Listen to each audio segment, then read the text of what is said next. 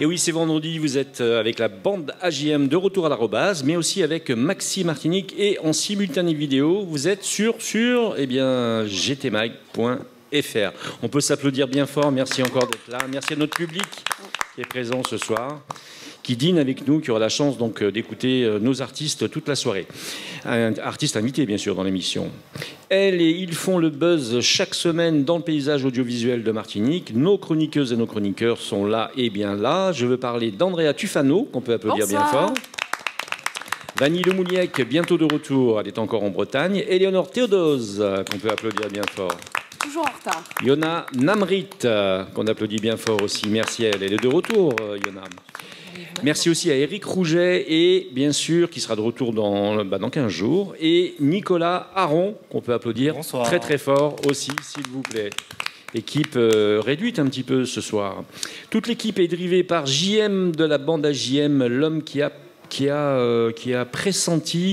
été pressenti pour représenter le Luberon dans le 400 mètres haies des Jeux Olympiques Paris 2024, qui débute le 26 juillet. Et donc JM qui est en plein entraînement, JM depuis 3 ans déjà d'ailleurs, oui, 3 ans de régime. Ah, ça se voit pas. Hein. Ça se voit pas? Non. Ah merde, c'était pas prévu. C'est raté pour cette année. D'accord. Mais bon, je vais essayer de faire un coup quand même avec le 400 mètres haies, je vais voir. Peut-être avec l'aide d'Éléonore aussi, je sais pas. Peut-être le coacher. En fait, tu fais pas les JO parce qu'on te retient. C'est ça la vérité. D'accord, tout est là en fait. Bon, voilà. Bon, en tout cas, ça fait 3 ans que je bosse. Allez, merci, on plaisante bien sûr.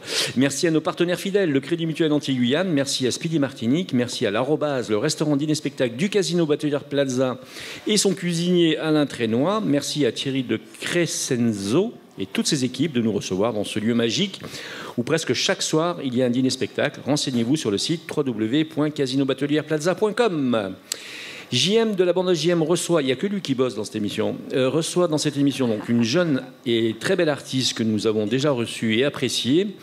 Et vous aussi, cher public, je le sais, il s'agit de Lola Cloquel, qu'on peut applaudir bien fort, slameuse, autrice et comédienne martiniquaise. Bravo. Merci beaucoup.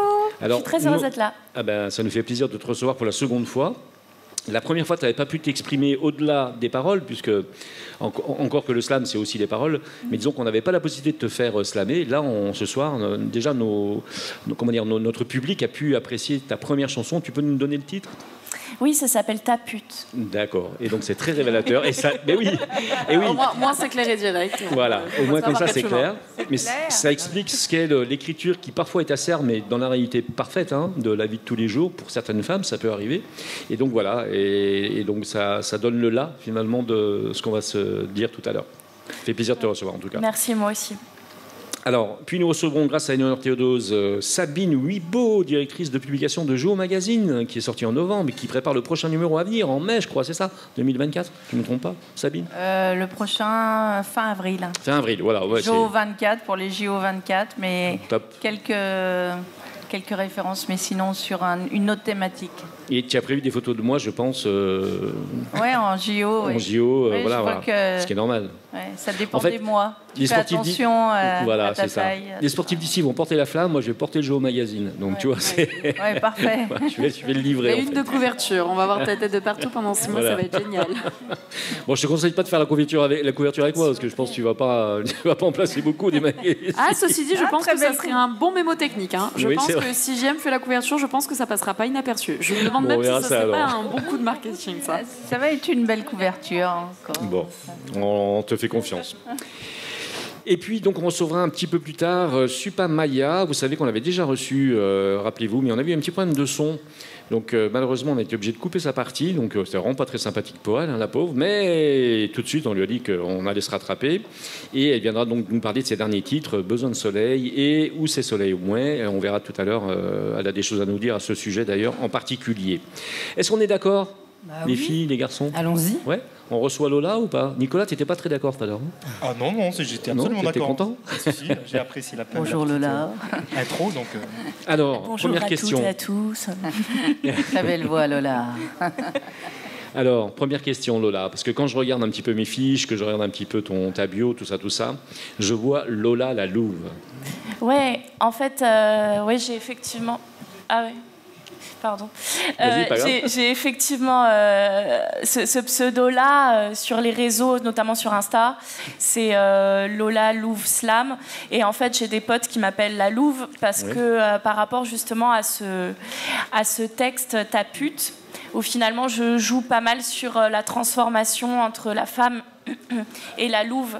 Et en fait, cet aspect de prédation par le mot, on va dire. Oui. C'est-à-dire que, j'ai dit rapidement que ça s'appelait Ta pute, le premier son. Et la raison pour laquelle ça s'appelle comme ça, c'est parce que j'en avais un peu marre d'entendre ce mot utilisé à tort et à travers, surtout par des hommes. Et même de façon artistique, parce que dans le rap, moi j'écoute beaucoup de rap, je suis très influencée. Par le rap, et donc dans certaines émissions ou dans certains sons, ça revient comme un gimmick, et c'est quelque chose qui est même musicalisé, on va dire, qui peut être utilisé même dans la musique même, où on entend ta pute pendant un quart d'heure, c'est parfait. Oui. Mais sauf que moi, ça m'exaspère en fait. Je peux comprendre. Et je me suis dit, tu sais quoi, je vais écrire un texte et reprendre ce mot-là. Et en faire quelque chose aussi qui peut être valorisant, et aussi de l'utiliser comme une parabole sur la condition féminine dans la société en quelque sorte. Ça, on l'avait compris. Alors, c'est pas ce titre-là qu'on écoutera tout à l'heure sur Maxi, mais on conseille bien sûr à tous nos auditeurs d'aller écouter le titre qu'on trouve facilement sur toutes les plateformes et sur YouTube particulièrement. C'est possible, hein? Oui, Ta pute, il est pour le moment que sur YouTube. D'accord. Je suis en train en fait d'enregistrer mes sons et de les mettre petit à petit sur les plateformes. Sur les plateformes. Mais ce que vous pouvez faire, c'est me suivre sur les réseaux, et ça va être sur les plateformes au fur et à mesure. Alors, cette jeune femme que vous voyez là, donc, elle a commencé l'écriture très tôt. Tu as commencé à 10 ans, cette écriture, donc. Et tu as reçu en plus le second prix de poésie de Maison Lafitte, ce qui n'est pas rien. Ça veut dire que tu étais déjà sur l'écriture à fond. Et parce que le slam, je pense que tout le monde avait bien compris, le slam, ça fonctionne que si le texte est bon. Il faut d'abord que le texte est bon, après il y a une voix qui vient se poser dessus, il y a un style, il y a une façon de faire, une façon de narrer, mais c'est donc le slam par définition, mais je veux dire, il faut que le texte soit bien écrit. Et toi, tu excelles au niveau d'écriture. Merci. Mais c'est vrai. C'est un peu mon jeu, c'est mon jeu et mon lieu d'expression à moi, et pour moi l'écriture c'est hyper libérateur en fait. Mais ça peut être aussi... Je le redis, c'est un jeu, c'est-à-dire que moi, si je rigole pas quand j'écris un texte, même si ça a l'air hyper sérieux, je le dis pas. Il faut que ça soit drôle dans le jeu des mots, dans les jeux de sonorité, quoi, un peu. Ça se ressent aussi à travers finalement, le résultat, je veux dire, de ce que tu es aujourd'hui, à travers aussi tes études finalement quelque part, parce qu'on peut le dire quand même. Tu as fait des classes prépa littéraires AL. On peut en parler un petit peu? C'est quoi AL? Sont les classes littéraires, vraiment littéraires, donc AL, je ne sais plus pourquoi le A, mais en gros, on n'a pas de cours de maths ou de cours d'éco, et on est vraiment axé sur la littérature pure et dure. Voilà, je faisais du latin pendant des heures, j'adore ça, je suis un petit peu une geek en fait. C'est Hippocagne et Cagne, voilà. Donc pour ceux qui connaissent un peu le parcours littéraire, donc voilà, bon, c'est quand même de très très hautes écoles, c'est l'école normale supérieure. Ouais, en fait, c'est-à-dire que c'est une préparation à l'école normale supérieure. C'est Hippocagne et Cagne, absolument que de la littérature et aussi des langues, etc. C'est les anciens de ES et S en fait, c'est pour ceux qui sont vieux comme moi. Ah non, c'est après le bac, la prépa. Oui, c'est après le bac. Ouais. Donc en fait, tu fais ton bac, que ça soit littéraire, scientifique, éco. Maintenant, c'est un peu différent, mais et après, tu passes en prépa, quoi, si tu veux. Alors, qu'est-ce qui te fait arriver à tout ça, d'accord? Qu'est-ce qui te fait arriver à cette écriture, donc, et la pute en particulier en 2021?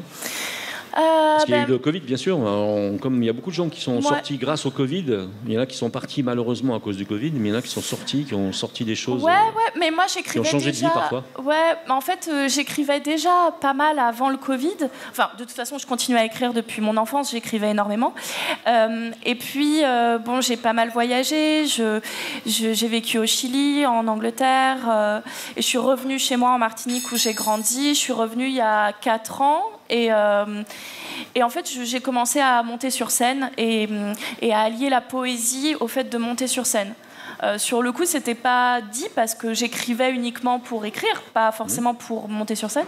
Puis par hasard, on m'a invité à monter sur scène, à me dire bon, mais vas-y, monte. Ce que tu fais, c'est rythmé. Je m'intéresse beaucoup au rythme et aux sonorités. Ouais. Donc par hasard, je suis un peu montée sur scène un peu partout. Et puis à un moment donné, ça m'a piqué, donc j'ai fait plein de scènes. Voilà. En particulier Tropicatrium, et tu es entouré de gens quand même qui n'étaient pas des débutants. Ouais. Tu peux en parler un peu quand même. Ouais, carrément. Ben, après, du coup... Christophe Césaire, entre autres, je le cite, Danieli Francisque, bon, des gens qui étaient quand même dans la composition musicale, piano, etc. C'était quand même des experts, on va dire, dans leur métier. Et puis elle est surtout très appréciée par le monde artistique, parce que 4 ans, c'est rien. Là encore, tout à l'heure, j'étais en présence de Guy-Marc Vadeleux, qui m'a parlé de toi. C'est un petit ange. Comme quoi, pour quelqu'un qui, lui, est un professionnel reconnu, eh bien, il parle de toi, alors que tu vois, ça fait que 4 ans. Donc on peut on a joué ensemble avec Guy-Marc. Ouais, il m'a accompagné. Il m'a accompagné. C'est un des premiers aussi à m'avoir accompagné, puis à m'avoir donné beaucoup d'amour artistique. C'est important, quoi, quand on commence. Et en fait, en fait, ce qui s'est passé, c'est que je montais sur des scènes, et puis un jour, j'étais dans un bar et je monte sur une scène avec mon premier pianiste. Et là, ça se passe super bien, les gens kiffent de ouf, et je sors de scène, et là, il y avait une représentante de l'Atrium qui me propose de faire une résidence de création à l'Atrium. Et donc, à ce moment-là, je crée La Tribu des Malfinis, mon spectacle qui inclut donc de la musique avec le slam, et je demande à Christophe Césaire de faire ma composition. Tout ça autour de la condition féminine, bien sûr, c'était ça l'idée de base. Ouais. Donc c'est quelque chose qui te touche particulièrement. Oui, absolument. Donc ça veut dire quoi? Ça veut dire qu'il y a un vécu, qu'il y a quelque chose derrière? Oui. En fait, ce qui me touche énormément, alors bien sûr, je pense que c'est libérateur. L'écriture est libératrice. Le fait de dire sur scène, ça l'est encore plus. Et le fait ensuite d'intégrer une équipe avec soi, c'est encore plus poussant et plus intéressant et ça donne beaucoup de joie artistique, on va dire. Mais en tout cas, pour répondre à ta question, ce qui m'interpelle beaucoup, c'est surtout l'aspect de l'intime et du non-dit, de l'indicible, en fait. Et donc, c'est pas uniquement moi, je pense que c'est vraiment quelque chose qui tient à l'intime de beaucoup de femmes dans la société, et qui, quand je montais sur scène, venaient me voir après, qui se reconnaissaient et qui en plus avaient besoin de cette parole-là, quoi. Ouais, et surtout que, je me permets, tu abordes des sujets dont on va pas forcément parler, ou sur lesquels, enfin on va en parler, mais des fois on peut se sentir isolé, et d'avoir quelqu'un qui porte une voix devant un public, ça rassure. Tout d'abord, ça fait du bien, et surtout on se dit ok, là j'ai une légitimité à ce sentiment-là parce que je me sens moins seule. Ça sert aussi à ça aussi, le slam, à la réflexion, qu'on soit d'accord ou pas d'accord, mais aussi à exorciser certaines peines, certaines colères. Merci beaucoup. Oui, c'est en plus ce que je recherche vraiment aussi, et c'est pour ça que j'ai appelé mon spectacle La Tribu des Malfinis, pour en faire en fait une tribu, et qui est quelque chose finalement où on se sente faire partie d'un tout et pas isolé. Et c'est tout à fait ce que tu disais. C'est vraiment, pour moi, c'est hyper important cet aspect-là. Tout à l'heure, on en parlait un petit peu en dehors de l'émission. Pour moi, mon travail artistique est très lié aux politiques. Et donc, il y a derrière un engagement, une volonté de faire corps et voilà, d'avoir un message, mais aussi de procurer une sensation dans l'intime aussi. Voilà, c'est ça qui m'interpelle. Il y avait une question, non?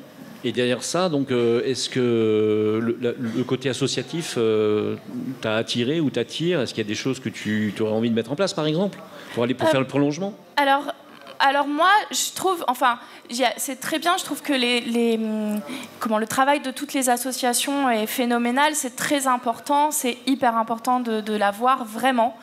vraiment bravo pour ça et pour tout le temps que les personnes octroient à cela. Je trouve ça exceptionnel. Maintenant, moi, je fais mon travail artistique qui, comme je le dis, est politique aussi. Et donc c'est une mission, je me sens un peu en mission, mais j'ai pas de volonté plus que ça ou de faire partie d'une institution. Je suis beaucoup plus indépendante sur cet aspect-là, ouais. Tu veux pas d'étiquette? Non, j'ai pas d'étiquette du tout. La seule étiquette que je peux avoir, c'est ce combat, c'est un vrai combat pour la vie, quoi. Alors, tu as vécu en Martinique?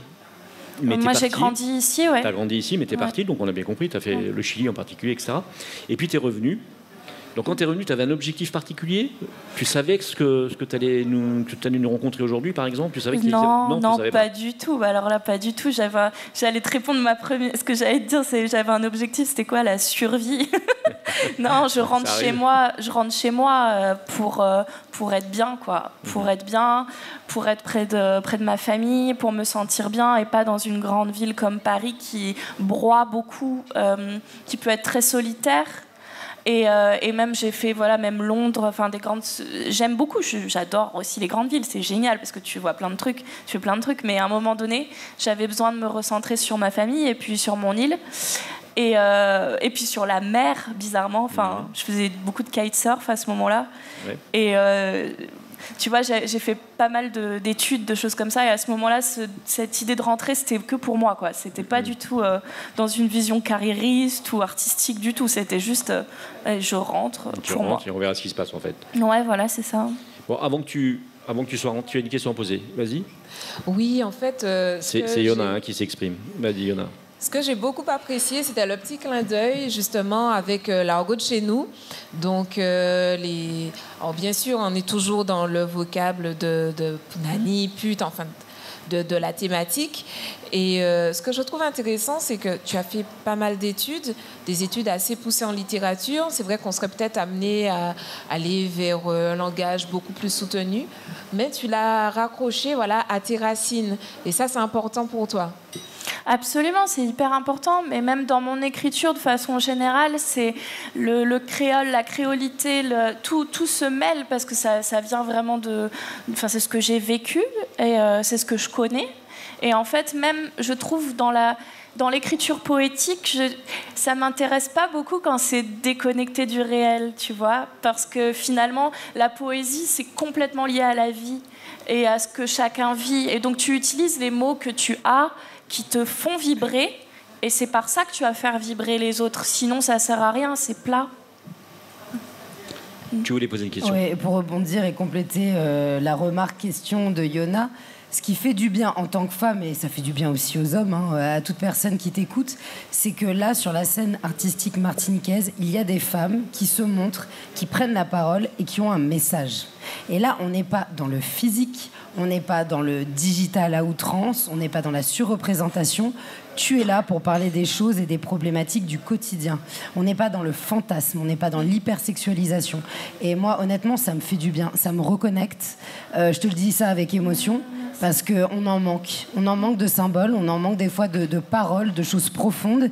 Et heureusement qu'il y a une scène slam, une jeunesse qui dépasse ce côté, je le dis bien, le côté superficiel des choses et qui réfléchit sur les valeurs actuelles. Donc merci.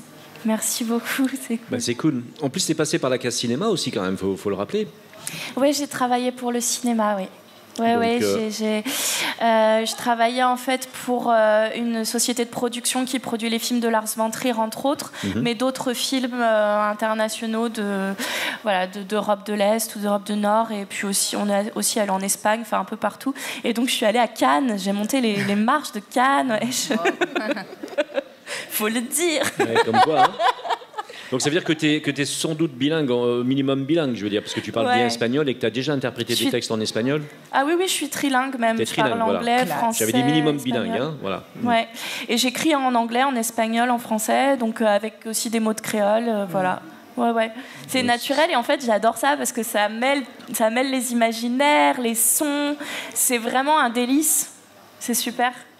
Nicolas. Non, Yona. Alors, juste à savoir, est-ce qu'il y a des sujets tabous? Il reste. Dans mon écriture? Oui. Je crois pas. Non, il n'y a pas de sujet tabou du tout. Nos limites. Non. Ce que je me... après, c'est vrai que... Enfin, Éléonore parlait de sexualisation et de ne pas être dans l'outrance. Alors j'aime aussi pousser les choses, ça peut être poussé très très loin sur scène, mais en même temps j'aime qu'on garde une saveur poétique et que peut-être pas la beauté, mais en tout cas la douceur, voilà, c'est ça que je voulais dire. Ça se ressent de toute façon dans ton être global, on va dire, dans ton être astral. C'est vrai qu'on ressent la douceur. En fait, c'est toujours au service de quelque chose. Mais tu n'as jamais reçu de critiques très invasives et très dures? Je parle dans le sens où tu as peut-être regretté de te dire mince, j'aurais peut-être pas dû aller aussi loin. Non, parce qu'en réalité, et puis ça, je pense que la scène aussi. En fait, moi j'ai une relation à la scène, à la parole et à l'écriture qui est que vraiment, peu importe, c'est presque comme si c'est vital. Enfin, cette parole-là, elle est vitale pour moi, elle est vitale pour les autres, je le sais. Et en fait, peu importe ce qu'il y a autour et peu importe les critiques, alors peut-être qu'il y en a eu, mais je ne les ai jamais eu directement parce que certainement ce que je renvoie est beaucoup plus important que ça. Alors malheureusement on est arrivé déjà au bout de ces 20 minutes, c'est dingue, ça va trop vite. Voilà, ça va trop vite. Juste 2 mots sur ton actualité immédiate, il y a des choses qui se préparent? Oui, alors là le 15 mars à l'Atrium, je travaille sur un gros spectacle avec toute une troupe de tango qui vient de Buenos Aires, d'un peu partout. Et là je vais slammer en espagnol et en français. Avec toute cette troupe-là, dans un spectacle qui s'appelle Tu Abrazo, le 15 mars. Donc on mettrait ça sur la vidéo, bien sûr, pour les gens qui nous écoutent. Avec plaisir. Et après, en fait, je pars à Abidjan, en Côte d'Ivoire, dans un gros festival du spectacle vivant, l'un des plus gros festivals d'Afrique de l'Ouest. On représente la Martinique, voilà, tout à fait. le Maza. Et on part donc en avril, du 13 au 20 avril. Oui, nous partons, oui. Vous partez avec nous, il n'y a pas de souci, on part tous en Côte d'Ivoire. Et ça va être top. Et puis après, j'aurai d'autres dates encore en Martinique et en Guadeloupe. En tout cas, ce qui est sûr, c'est qu'on a une date validée en juin, le 28 juin au Marin. Et voilà, on en a d'autres qui sont en cours. Alors, c'est génial. Donc tout ça, on va le mettre sur la vidéo, si tu es d'accord. Tu nous interprètes quel titre ? Maintenant, ça s'appelle Des Soleils. Et je trouve ça génial parce que c'était pas du tout vu, on l'avait pas vu ensemble, mais ça correspond bien à ce qui va se passer après, parce qu'après Géo Magazine, on recevra Super Maya, donc qui parle de soleil aussi beaucoup. Hein, voilà. Et donc c'est une composition aussi de Christophe Césaire. Bon, c'est génial. Eh ben, pour certains, on va faire la publicité, pour d'autres, on va avoir le plaisir. Ceux qui dînent avec nous à l'Arrobase vont pouvoir écouter cette deuxième interprétation pour eux. Et donc, on te laisse interpréter ce titre. Merci, à tout de suite.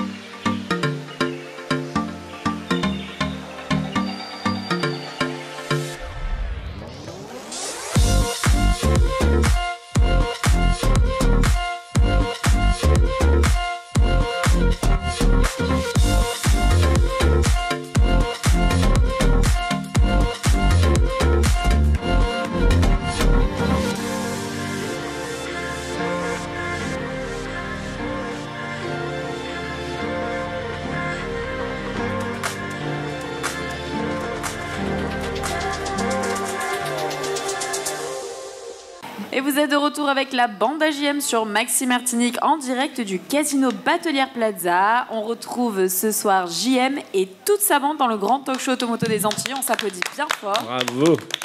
Merci. Mais surtout, merci d'applaudir nos chroniqueuses et chroniqueurs avec Éléonore Théodeuse sur ma gauche. Qui remplace Jimmy en mangeant tout le temps. Ah ouais, là, ça y est, elle a remplacé, ça y est, c'est la petite... Puis changement de look total, je l'ai même pas reconnu tout à l'heure. Je te jure, j'ai failli me dire, mais qu'est-ce qu'elle vient faire sur le plateau, cette fille, le carnaval. Ouais, et moi, je l'ai croisée pendant le carnaval. Je t'ai vu aussi. Magnifique, bravo, Éléonore. Super belle. C'est vrai, hein? Ah oui, magnifique. Avant, c'était Éléonore, maintenant c'est Éléonore. Diamant. Éléonore. Un diamant. N'importe quoi.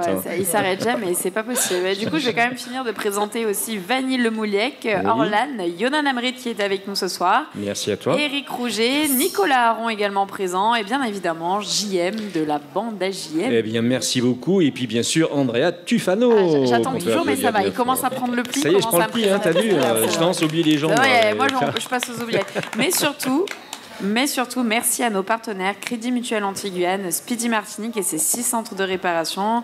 Et merci également à gtmag.fr, le média automobile.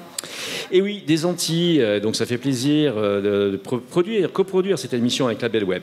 Alors, on se tourne vers Éléonore Théodose, qui a vraiment toutes les casquettes, décidément, sur cette île, puisque, en dehors d'être sur une télévision très connue, diffusée dans le monde entier, ah oui, avec Internet, c'est vrai. Non seulement sur Maxime Martinique avec cette émission du vendredi soir Les Experts, mais en plus elle a un talent d'écriture, elle a ce qu'on appelle un style, un vrai stylo. Ah oui, j'attendais la transition, je voyais pas où tu voulais en venir.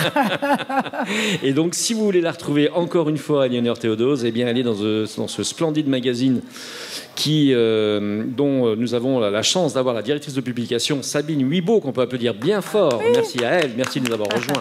Partenaire de l'émission toute l'année 2023. On verra si en 2024 on reconduit ou pas, on verra. On va discuter tranquille. Mais je te laisse la place. Oui, la parole, de toute façon, c'est un échange. Et c'est vrai qu'on est ravis de se voir ensemble autour de cette table parce que ça faisait un moment qu'on n'avait pas reçu notre partenaire pour Joe, donc Sabine. Et puis, chaque fois, c'est une découverte parce que ça revient tous les 6 mois. Il y a toujours une thématique différente. On l'a vu et on va le rappeler ce soir. Ce magazine a véritablement évolué, puisqu'on est parti certes avec les bijoux, la joaillerie, le luxe, les voitures, mais là, c'est devenu vraiment... Oui, je laisse. Vas-y. C'est parce que j'ai ma collègue qui regarde en même temps. C'est devenu très riche en différents domaines, puisqu'on a de la culture, on a de la littérature, on peut avoir de l'histoire. Et là, on a même du goût. Alors, la thématique du dernier qu'on va présenter ce soir, après on ira aussi un peu sur les perspectives du prochain, c'était les sens. Est-ce que vous pouvez nous dire comment ça vous est venu, Sabine, de penser à cette thématique et comment vous l'avez organisée dans votre esprit ? Alors, je suis un peu déstabilisée là ce soir parce que je suis en train de travailler et finaliser le JO 24. Et d'habitude, je viens plus tôt. Ouais. Et donc là, c'est le JO 23. Il faut revenir en arrière. Il faut se remettre dedans. Là, il faut que je me remémore les sens. En plus, ça n'a rien à voir pour le coup. Il faut comprendre juste une chose. Il faut comprendre que dans la communication globale, que ce soit la presse écrite ou la radio ou autre, on est toujours à 100 à l'heure en fait. Et on oublie vite les choses. Jamais, on passe à autre chose très vite. Ouais, ça s'arrête c'est compliqué. Jamais. Mais en fait, il faut toujours mettre en avant les 3 territoires. Et là, je ne sais pas comment ça m'est venu. Les thématiques m'arrivent comme ça. Enfin, avec dans l'air. C'est un ressenti, c'est dans l'air du temps. Mais là, il y a 3 territoires avec 3 goûts différents. La papaye, le wassail pour la Guyane, la cassave. Voilà. Alors en plus, ces perceptions, quand on parle sens, on parle forcément goût, on parle aussi le parfum, on va parler aussi de ce qu'on entend, des bruits, ça va tout de suite vers la nature, on peut aussi l'imaginaire, le mystère. D'ailleurs, on peut le décrire pour les personnes qui n'auraient pas encore vu ce Joe. La première page, donc la couverture, elle est très foncée, ce sont dans des couleurs noires, très chic, très simple, avec un mouvement de sablier sur la femme qui porte très sensuel aussi. Très sensuel, exactement. Avec un bijou en plein milieu qui est éclairé. À chaque fois, on sent bien que là, on se détache des années 70, où on était dans des couleurs acidulées, très Pepsi, avec une femme blonde. Là, on est avec quelqu'un qui regarde vers le haut. On est plutôt dans une ambiance yoga, zen. Qu'est-ce que vous vouliez faire passer comme message ? Alors là, c'était... c'est les sens, quoi, le parfum, la beauté aussi. Et on est... en fait, à chaque numéro, il y a un nouveau photographe. Et chaque photographe a amène son univers artistique. Son univers. Sa patte. Là, le photographe avait... parce qu'on a un cahier des charges. Le photographe, elle s'appelle Lou de Nîmes. Elle est restée très sage. Elle n'a pas fait le saut créatif. Elle s'est tenue à ce qu'on voulait. D'accord. Mais je pense qu'elle peut aller plus loin, mais c'est quelqu'un qui a travaillé à Londres, qui vit aux Antilles. C'est toujours des photographes qui sont liés aux îles. Mais elle habite en Guadeloupe. Mais là, elle a beaucoup travaillé la beauté. Donc, c'était donc vraiment esthétique. Voilà, ça nous intéressait. En fait, pour tout vous dire, voilà, ce Jo, il est venu parce qu'on voulait lancer un parfum, le parfum Jo 23. Mais voilà, on n'est pas allé aussi loin parce que économiquement, c'était difficile. Mais on a bien aimé lancer le parfum Jo 23. Et donc après, tout ça est venu par... C'est décliné. Alors j'encourage vraiment les personnes qui ne l'ont pas encore lu à le voir, soit à le récupérer dans les magasins qui le distribuent gratuitement, ou soit aller sur le site web où on peut feuilleter, on peut faire des captures, on peut même le partager avec les personnes qui ne vivraient pas en Outre-mer. Ça, c'est quand même très pratique. Et à découvrir les photos, la grande séance où il y a une fourchette, où vraiment la personne, on voit qu'elle consomme le bijou. Mais bien sûr, c'est fait de manière poétique. Il fallait vraiment un imaginaire pour faire ça. Oui, puis il y a aussi sur le site ou sur les réseaux sociaux, on peut voir quelques vidéos des making-of. Ça, c'est génial. Ça, c'est une très belle idée. Voilà, ça, c'est bien. Et on travaille actuellement pour avoir un digital beaucoup plus fort. On va pouvoir mettre en avant plus le magazine. Moi, je suis inconvaincu parce que on se connaît déjà depuis un petit bout de temps. Et puis, ce magazine, moi, je l'aime bien. Qui collabore en plus, Eleonore, ça me fait plaisir. D'autres, peut-être, ils collaboreront aussi dans cette équipe. Mais moi qui suis créatif aussi, et je me dis, quand je l'ai regardé, quand je l'ai lu, alors celui-ci particulièrement, parce que les autres aussi, mais je vais parler de celui-ci spécialement, en fait, le mot qui m'est venu, c'est effluve. Tu sais pourquoi effluve? Parce que effluve, c'est un jet à la fois d'images qui se cumulent à des sens, c'était l'objectif du bouquin, des sens qui amènent à la culture, au culinaire, aux images qu'on a envie de partager parfois aussi. Ce magazine, c'est un ensemble harmonieux, c'est une harmonie en lui-même. Et j'ai trouvé ça, et c'est ça qui est bien dans Jo Magazine, c'est qu'on ne le trouve pas sur d'autres magazines. C'est une espèce d'harmonie. C'est l'idée, et qu'il n'y a pas un Jo qui se ressemble avec un autre. C'est-à-dire qu'en fait, vous savez, tu vois, Sabine, si on veut être critique jusqu'au bout et qu'on se dit, bon, encore un magazine, il y a de la pub, etc. Mais en fait, la pub, on la voit parce qu'elle s'intègre. Voilà, elle s'intègre. Exactement, elle s'intègre totalement. En fait, il y a une harmonie globale et ça donne un magazine qui parle de sens, de vrai sens de la vie. C'est bien. Et puis ça fait aussi du bien d'avoir des mannequins qui sont aussi à l'image de la localité, de la région. De voir, moi, le L que pouvait regarder ma mère quand j'étais plus jeune, je ne pouvais absolument pas m'identifier, ni au poids, ni à la couleur de peau, ni aux cheveux des personnes qui étaient dedans. Or, dans le Jo, et bien sûr, il y a des mannequins qui répondent au cahier des charges des mannequins classiques, mais il y a aussi des beautés particulières. On peut voir des taches de rousseur, on peut voir des cheveux courts, on peut voir aussi différentes physionomies, poitrine, pas poitrine, et en tant que femme, c'est aussi un objet d'identification qui permet aussi de s'approprier les produits qui sont vendus à l'intérieur. Exactement, de se dire que la beauté ne passe pas que par certains critères et que même dans certains magazines ou médias premium et haut de gamme avec des thématiques qui sont très luxueuses arrivent à condenser tout un pan de la société dans laquelle on peut se retrouver. Donc ça, c'est comme on le voit, ne serait-ce que dans les couvertures, on va voir, on le voit par rapport à la dernière couverture, on voyait une blonde très minette, très sulfureuse, mais très dans les tons de pastel des années 70, comme disait Eleonore, avec cette couverture, ou même la précédente, où on voyait une antillaise aux cheveux courts de mémoire, entrelacée avec un homme. Oui, on ne savait pas. Ouais, ça fait du bruit. Voilà. Mais ce que je veux dire, c'est que... C'est pour ça qu'après, j'ai mis une blonde, parce que... non, mais... Ce que je veux dire, quand des gens qui ont dit il y a une blonde. Enfin bref, de toute façon, les personnes sont pas... Ce que je veux dire, c'est que c'est incroyable de voir justement ce métissage et ce melting pot qui est juste incroyable, et au final ça représente juste la Caraïbe en général, donc ça fait plaisir. Oui, c'est la diversité, Alors après, elle est exprimée différemment par rapport aux différents territoires. Il y a beaucoup de diversité en Guyane, beaucoup de créativité aussi. Il y a beaucoup d'écrivains, de peintres, sculpteurs, c'est assez riche la Guyane, et en fait on ne connaît pas ce qui se passe en Guyane, donc c'est vraiment une volonté aussi d'ouverture finalement sur cette pour la Martinique région. Et pour la Guadeloupe. Oui, ça permet de faire découvrir des coins, parce que les personnes qui écrivent, dont j'ai la chance de faire partie, ça fait découvrir des talents, que ça soit connu ou inconnu, de mettre en valeur selon la thématique, de se dégager du bijou, mais aussi de dire que l'excellence n'est pas forcément que la joaillerie, les voitures de luxe. Non, l'excellence, c'est l'art de la nourriture, c'est l'art de vivre. L'art de vivre. Voilà. Et ce magazine, c'est ça, exactement, est en train de devenir vraiment le magazine de l'art de vivre Antilles-Guyane. Voilà, avec de la créativité. Donc. Alors, c'est quoi ton univers? C'est-à-dire, comme là, tu me dis, ça y est, on est plongé à fond dans le mois d'avril, puisque c'est le prochain. Comment ça se passe? Tu veux que j'en dise plus? Alors, le prochain, il va être riche parce que il s'est fait sur les 3 territoires, c'est-à-dire qu'on a fait des photos avec Myrto Linguet, c'était la couverture. Voilà, il a un style particulier. Un coup de photographe, quoi. C'est comme un peintre. Oui, c'est ça, c'est à la levée comme ça. C'est-à-dire que il travaille avec des flashs, c'est particulier. Et puis on a 2 autres.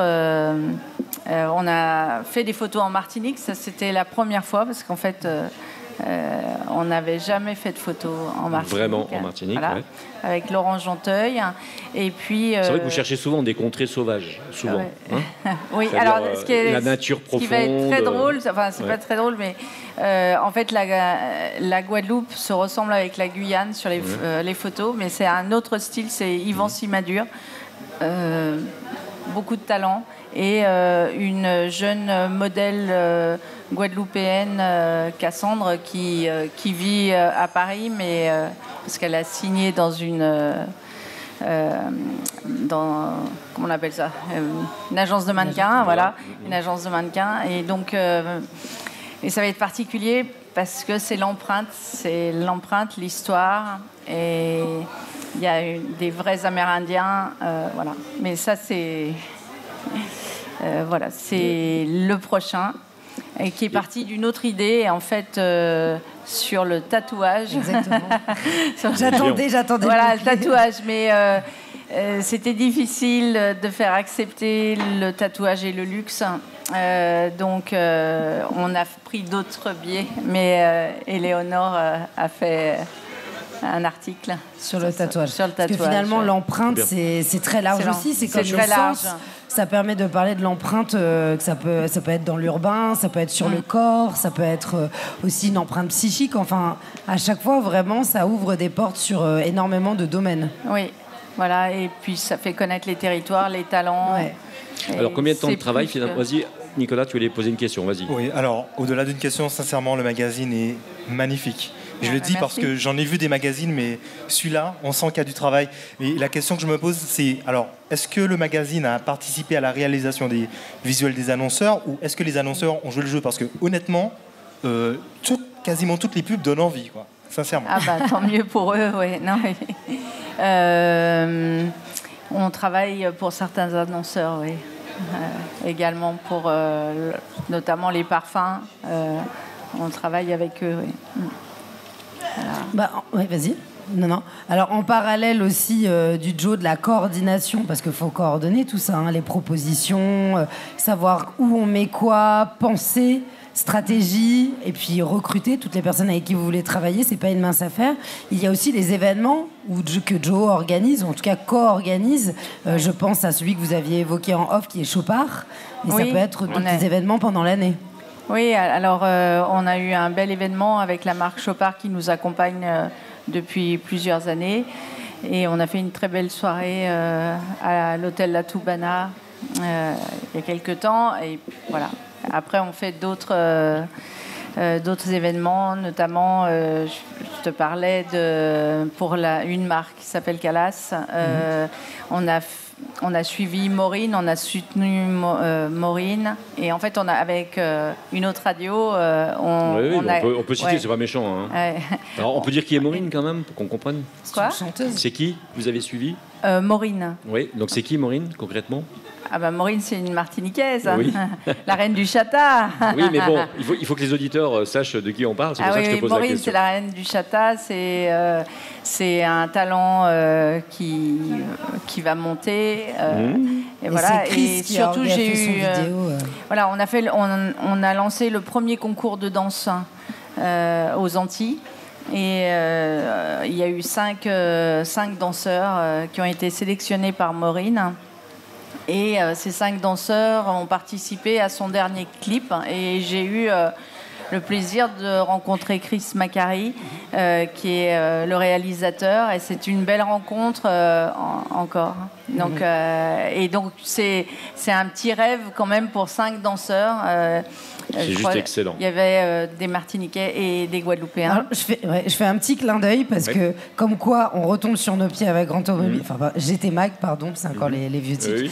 C'est que Maureen était intéressée pour, dans son clip, ça n'a pas pu se faire pour des raisons d'organisation, intégrer un message de sécurité routière autour de la moto. Sur ce clip-là, ça n'a pas pu se faire, mais ils avaient vraiment travaillé avec des personnes qu'on connaît pour pouvoir sensibiliser, justement, maintenant qu'elle est maman et tout. Elle avait décidé de mettre ça dans son clip. Donc, comme quoi. Voilà. Alors, Sabine, malheureusement, on est déjà arrivé au bout de nos 20 minutes. Ça va vite. Donc, rendez-vous finalement pour tous les lecteurs au mois d'avril. C'est ce que j'ai compris. Fin avril, mi-avril. Fin avril, oui. Fin avril, je préfère être prudente parce que. Oui, voilà. Il y a toujours des petits aléas, bien sûr. Non, on est d'accord. Mais de toute façon, il va sortir, c'est sûr. Fin avril, oui. Donc, moi, en attendant, vous avez le Joe Magazine qui est sorti donc en novembre 2023, l'Essence. Allez le voir, franchement. Enfin, l'Essence, c'est séparé, hein, l'Essence. Allez le voir parce que franchement, trouvez-le, gardez-le, faites une collection de ces Joe Magazine. Ah, mais moi, ils sont tous chez moi. Ouais, mais je comprends, mais moi c'est pareil, je les garde aussi. Et donc, bien sûr, on te retrouve dans celui-ci, celui du mois de novembre. De quoi Lequel non, mais dans celui-là. Éléonore, elle va avoir. Il y a 3 articles dans celui-ci. Dans celui-ci. Andrea, très varié en plus, comme je disais, dans le sens là. C'est la thématique qui a voulu que je puisse traiter plusieurs articles différents. Et merci beaucoup, Sabine. Super. On peut applaudir Sabine Huibaud, directrice de publication de Joe Magazine, partenaire de l'émission toute l'année 2023. Et puis, nous, on fait une petite pause publicitaire et on se retrouve dans un moment. Merci à vous.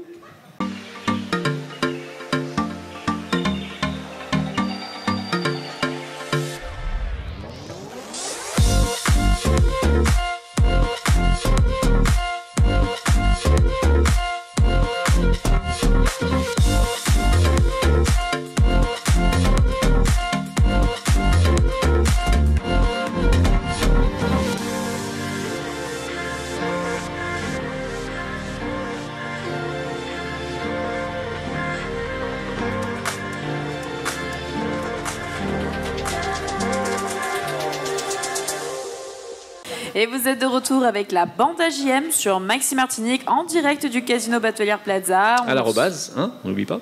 Bah, à l'arrobase, oui. On est surtout au casino également. Enfin, oui. En général, les gens, quand on leur dit on se retrouve à l'arrobase, ils me disent c'est où au casino? Ah, c'est bon, casino. On enregistre en jouant à la machine sous, tu sais. Exactement, bim. Ils viennent juste pour les sous et après ils finissent à l'arrobase. C'est ça le bruit derrière. C'était pour lui casser son truc en fait. Non, mais il me casse tout le temps, mais c'est pas grave. Après, il est triste quand je suis pas là, mais c'est pas grave. C'est vrai aussi. Ouais. Mais on se retrouve du coup avec JM qui est là toujours pour. Merci beaucoup, c'est important. Me taper dessus, mais c'est pas grave, j'accepte. Mais surtout, un grand merci à toutes nos chroniqueuses et nos chroniqueurs, dont Éléonore Théodos, qui a fini de manger. Elle est là. Je me suis calmée. C'est bon, ça y est, c'est calmé. Vanny Lemouliac, bientôt de retour. Orlan, Yona Namrit, Éric Rouget, Nicolas Aron et bien évidemment JM, mais je crois qu'on l'a pas oublié parce qu'il a fait son entrée là. Toujours en entraînement pour le 400 mètres et des Jeux Olympiques de Paris 2024. C'est le 26 juillet, je vous rappelle. Hein, tu vas nous dire ça jusqu'à la venue des JO là, ça va être non, parce qu'après il y aura l'après. Il va y avoir l'après. Il va dire, vous vous rendez compte des performances que j'ai fait, etc. Et je voudrais voir votre tête si vous ouvrez France 2 et que vous me voyez en train de faire le 400 mètres. Alors là, j'avoue. Alors là, je n'étais pas très là. Eh bien, regarde bien le 26 juillet. Je t'enverrai un SMS juste avant. L'intelligence artificielle, maintenant, tout est possible. Oui, ça, oh là, et on en a vu, sur Internet. La barre de rire. Alors. Ah non, c'est... Ouais. Mais vous y croyez pas, d'accord. Du coup, je finis quand même. Si, il y a Yona qui croit, elle me l'a dit tout à l'heure. Attends, non, mais alors, je pense qu'à un moment donné... ça fait 4 ans, là, les abdos. Ah bah oui, ça va largement. Jean-Marc Golched. Oui, voilà, merci beaucoup. Les partenaires. Du coup, merci à nos partenaires Crédit Mutuel Antilles-Guyane, Speedy Martinique et ses 6 centres de réparation. Et merci à gtmac.fr.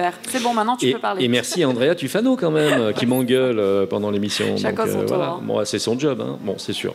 Tu sais que c'est elle qui fait toutes mes fiches, hein. Donc quand il y a des erreurs, c'est Andrea qui se trompe. Voilà. Hein. Donc, je ne t'écoute pas, c'est la sororité. En fait, quand il y a des erreurs, c'est moi. Et quand tout est parfait, c'est lui. Moi, je te crois. Ah bon, merci Nicolas. C'est quand tout est parfait, c'est Jean-Marc qui travaille. Et quand il y a des erreurs, c'est Andrea. Allez, on se récupère. Franchement, là, on se récupère parce que donc on avait fait une petite bêtise technique il y a une quinzaine de jours. Je ne sais pas si vous vous souvenez. Ouais, on avait la super chance de recevoir Supamaya. On était trop contents. Elle nous a fait une prestation top des tops et on n'a pas enregistré. Ouais, en fait, je pense que c'était la technique pour l'avoir 2 fois en 15 jours. C'est exactement ça. C'est exactement ce que j'allais dire. Mais tu sais quoi? Mais le problème, c'est que voilà, les gens bien, les gens bons, comme on dit, bah voilà, on les reçoit 2 fois, de toute façon, quoi qu'il arrive. Exactement. Donc on est cool.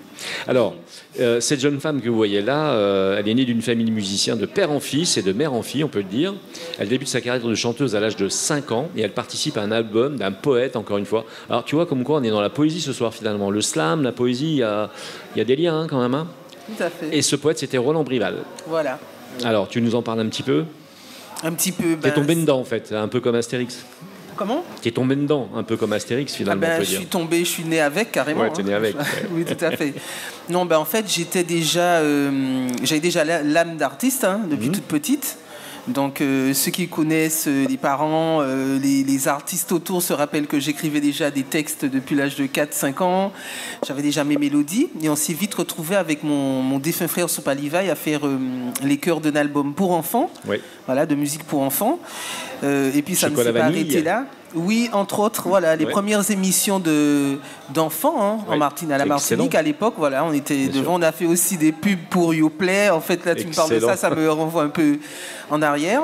Et puis, ça a continué jusqu'à l'âge de 11 ans, où j'ai commencé professionnellement dans le groupe de papa. Le groupe d'Ifé, à l'époque, qui est devenu Tribu d'Ifé avec les parents et les enfants.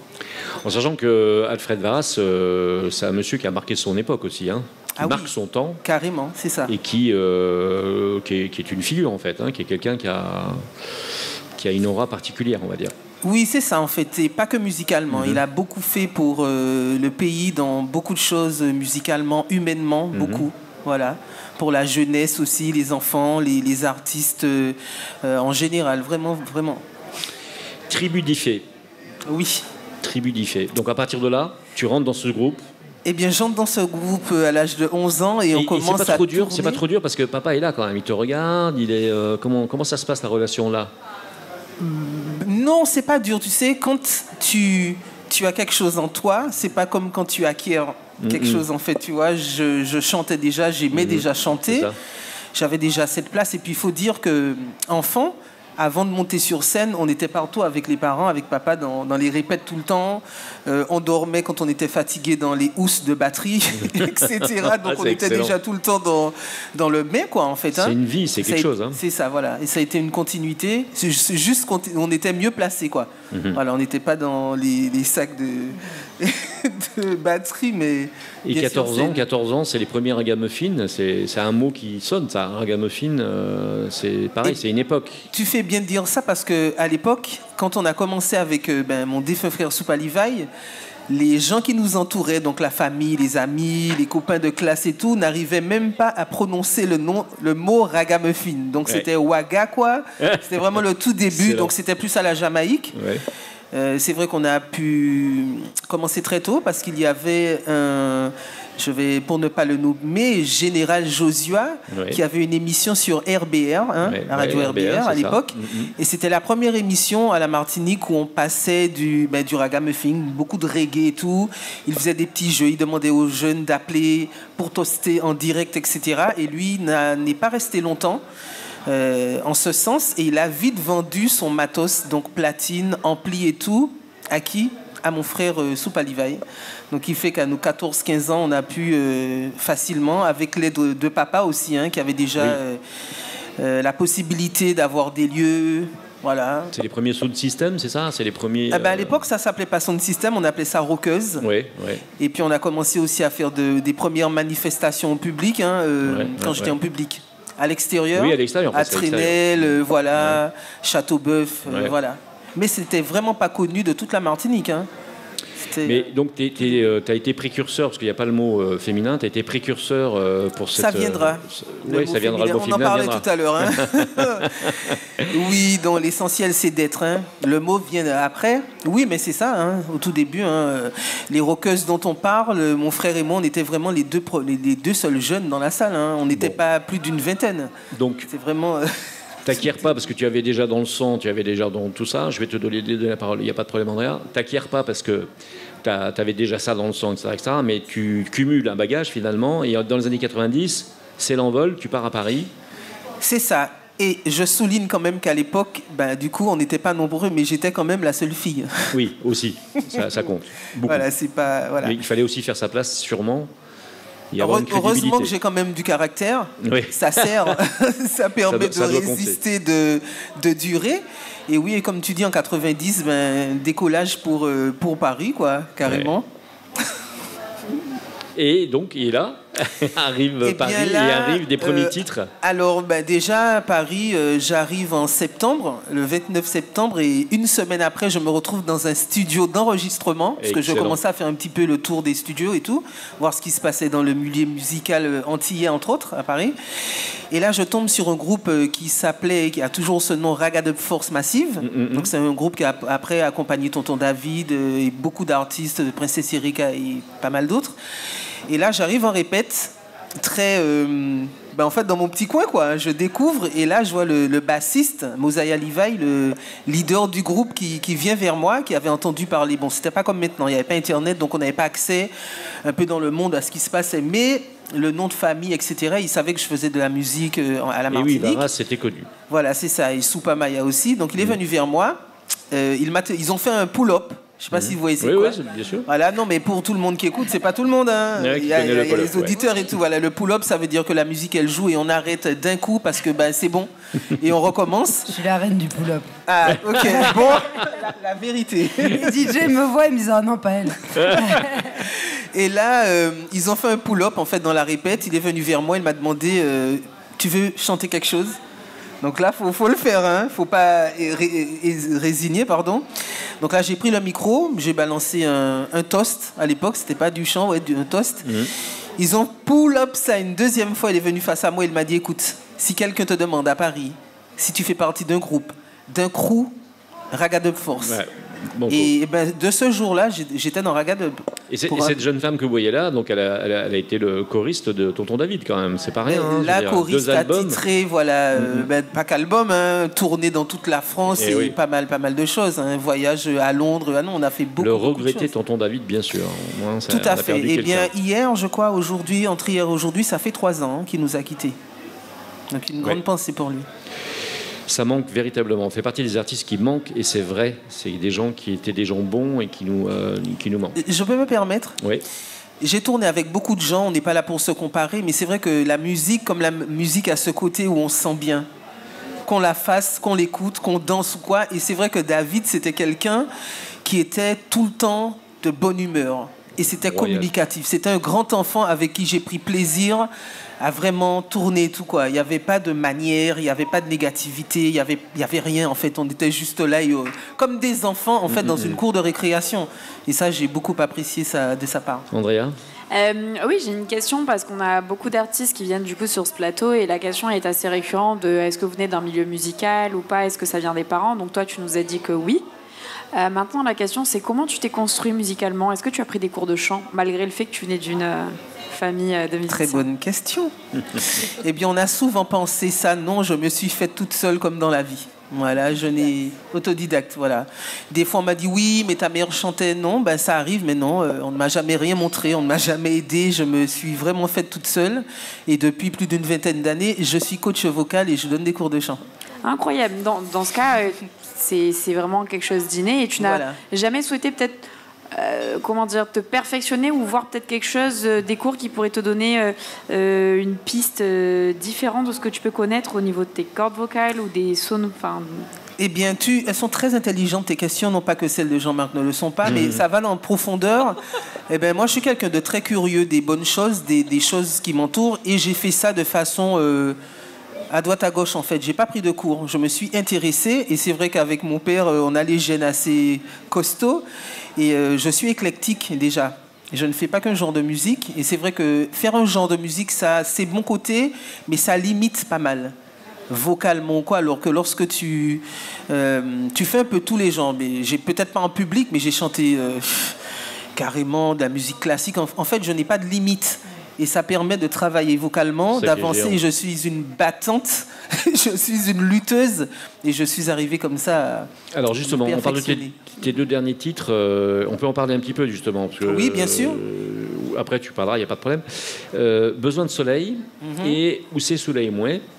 Alors, est-ce qu'on peut en parler? Est-ce que... Tout à fait. Tu avais des choses à dire, je crois. Et si tu permets, vas-y. Je veux juste, parce que la dernière fois, comme quoi, j'ai bien fait de revenir, il y a un titre, Elisa, qui est sorti, ça fait une 30aine d'années, avec mon défunt frère, justement, Soupa Livaille, qui a tout écrasé aux Antilles, à la Martinique et tout, pour lesquels j'ai fait un remix. Ça fait un peu plus d'1 an, en featuring avec un artiste Part MC, mais que je vous invite à découvrir parce que vraiment, ce n'est pas que dans l'air du temps, ce sont des titres intemporels en fait, qu'on a remis un peu dans le goût du jour. Et sinon, Besoin de soleil. Voilà, souvent on me dit oui, on entend souvent soleil dans tes titres, mais c'est vrai que depuis enfant j'ai une relation particulière avec le soleil, avec tout ce qui est chaleur, bienveillance, parce que pour moi, quand je dis soleil dans le titre, c'est pas que ce soleil, hein. Je dis soleil sur les lèvres, sur la peau. Soleil sur les lèvres, c'est le sourire, c'est tout ce qui est bon, qui fait du bien en fait. Ce qui est lumineux. Voilà, tout ce qui est lumineux. Tu vas l'interpréter ou pas? Tu vas l'interpréter tout à l'heure? Non, je vais interpréter le tout dernier, mais Besoin de soleil, à la Martinique, oui, bon, ça passe, c'est bien, mais je sais par rapport à ma boîte d'édition Couleur Musique, avec qui je fais un coucou sur Paris, qu'il y a de très très bons retours depuis sa sortie en Afrique, à La Réunion, à Tahiti, etc. Et tellement les retours sont bons, ça nous a donné à faire un remix, Besoin de soleil remix, avec 7 autres artistes choisis sur le volet du cœur, voilà, de plusieurs pays. Alors bien sûr, j'ai écouté ça, il faut absolument aller le voir, c'est disponible. Oui. Sur YouTube en particulier, mais sur les plateformes? Oui, tout à fait. Voilà, toutes les plateformes Alors, on rappelle le titre pour ça? Besoin de soleil remix. Remix, voilà, il faut bien taper remix pour avoir la version remix, bien sûr. Exactement, de Soupa Maya, SUPA MAYK.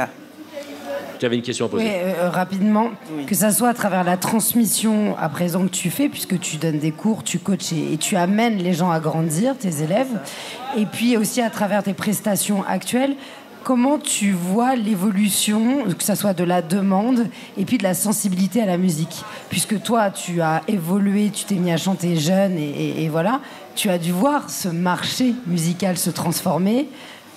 De quelle manière juges-tu cette transformation? S'il y en a une, évidemment. Eh bien, c'est vrai que ta question est assez large, mais je vais te répondre de façon différente. Rapidement, malheureusement, si on arrive à la fin. Oui, c'est ça. En fait, je suis quelqu'un, j'ai beaucoup de cœur, donc je donne beaucoup de conseils et tout spontanément. Je ne compte pas. Et c'est depuis que je suis en Martinique, ça fait une 10aine d'années que je suis revenu, je me retrouve sur des plateaux télé, radio, etc., avec des artistes qui me disent « Oui, mais c'est toi qui m'as appris. » Et c'est toi qui en studio me montrais. Donc voilà, c'est par rapport à ces artistes que je vois l'évolution. Et je peux citer des noms comme Loïs Sonja, comme Wes, etc. qui, voilà, ça fait plus d'une 15aine d'années. Et c'est sur leur talent que je reconnais ma touche. Ou, voilà. Ça fait plaisir. Allez, je vous demande d'applaudir très très fort Soupa Maya. Merci. Alors, pour les gens qui dînent chez nous, à l'Arrobase, ils vont avoir la chance, bien sûr, d'écouter ce titre que tu vas nous faire. C'est le dernier, donc? C'est ça, Où c'est Soleil Moins, qui est sorti sur le Golden Tracks Rhythm. Voilà, tout à fait. Donc, et bien sûr, vous, les auditeurs de Maxi Martinique, restez bien à l'antenne, puisque vous allez avoir ce titre aussi directement donc, à la place de la publicité. Ce qui est bien, ça fait sauter un écran publicitaire, donc c'est cool. Vaut mieux 2 fois qu'une. Exactement. Eh bien, écoutez, c'était vendredi. Vous étiez avec la bande AJM qui est de retour donc à l'Arrobase, mais aussi avec Maxi Martinique, bien sûr, et en simultané vidéo sur gtmac.fr. Et vous étiez donc avec celles qui font le buzz. Soupa Maya, tu sais, elles font le buzz toute la semaine. Oui. Et ils font le buzz toute la semaine. Tout à fait. C'est les chroniqueuses et voilà, et les chroniqueurs. Je veux parler d'Andrea Tufano, que je vous demande d'applaudir bien fort. Merci. Vanille Lemounia qui sera de retour bientôt. Éléonore Théodose qu'on retrouve aussi à la télévision. Yona Namrit qu'on applaudit très très fort. Merci Yona. On te retrouve la semaine prochaine pour une super rubrique. Merci à Eric Rouget qui sera de retour bientôt. Et Nicolas Aron qu'on peut applaudir bien bien fort aussi avec des rubriques athlétiques, on va dire. En ce moment, ça peut changer. On va sprinter la semaine prochaine. On va sprinter bientôt. Bon, on a des bonnes surprises à faire. Alors toute cette équipe est drivée par JM de la bande AJM qu'on peut applaudir bien fort. Vraiment, JM, c'est important avec ses 400 mètres haies en préparation. Merci au Casino Batelière Plaza et merci donc à l'Arobase qui nous reçoit chaque soir. Merci donc aux gens qui sont venus dans cette émission, évidemment. Donc on va remercier spécialement Lola Cloquel qui nous a interprété ses titres tout à l'heure. C'était trop génial. La slameuse, on peut l'applaudir bien fort, autrice et comédienne. Merci à elle. Et merci à Sabine Huibaud, directrice de publication de Joe Magazine, qui est venue nous voir et nous présenter son magazine. On attend le prochain avec impatience. Et bien sûr, merci à Supa Maya, que vous venez d'entendre et que nous avions reçu d'ailleurs il y a quelques temps avec un petit problème technique. Merci encore. Tu fais ta transition énergétique et tes nouvelles mobilités dans ta tête ou vraiment tu les fais? Oui, non, je me disais juste que tu aimes insister sur le Supa, mais c'est plutôt Soupa. Ouais, c'est Soupa. Ouais, bon, je suis comme ça, moi. C'est juste la prononciation. Eleonore le sait, j'ai toujours un problème de prononciation. C'est comme ça, on a nos petits défauts. Merci à vous. Puis, non, lui, c'est mon ami, lui. Hein, Nicolas. Supa Maya officiel sur Facebook. Oui, parce que comme on speed, voilà. Et puis Insta, Maya Varas, Maya M-A-Y-K, Varas V-A-R-A-2-S-E. Aussi sur Facebook. Et ce nom-là sur Facebook, c'est plus en fait pour interagir avec les gens. Oui, avec les gens, c'est avec Facebook, ça sert vraiment à ça. Merci à vous. À la semaine prochaine. Merci à toi. On a la chance de recevoir la semaine prochaine Jiwan, une rappeuse extraordinaire, connue dans toute la Caraïbe. On va se régaler la semaine prochaine. Merci à vous. À la semaine prochaine. À bientôt. À bientôt.